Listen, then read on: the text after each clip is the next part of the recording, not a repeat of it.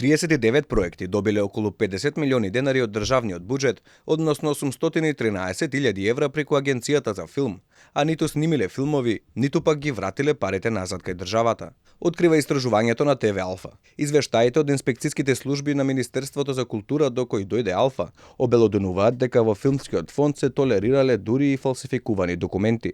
Тоа се случувало бидејќи во агенцијата имало повластени продукценски куки кои се фаворизирале при доделувањето на народни пари.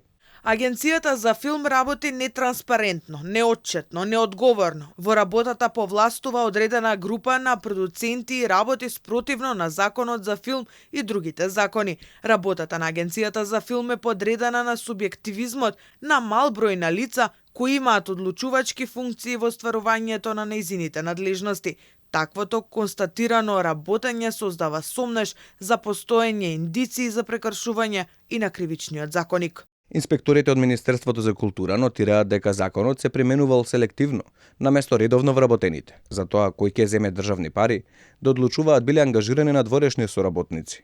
Луѓе кои имале судирни интереси, бидејќи истовремено биле и корисници на дел од средствата за кои решавале каде ќе се доделат. Сите овие скандали и незаконито работење очигледно довеле до внатрешни конфликти во Агенцијата за филм. Работната група увиде нарушеност на меѓучовечките односи. Комуникацијата меѓу вработените во голема мера се одвива преку електронски пораки со употреба на непрофесионален и неетички говор. Од содржината на инспекцијскиот надзор се гледа дека списокот на фаворизираниот долг, без малку 40 на продукции, за кои надлежните треба во детали да испитаат што и како работеле со доделените пари.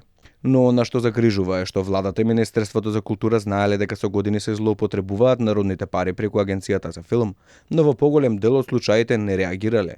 Зошто е тоа така? Останува сериозна дилема за која одговори нема.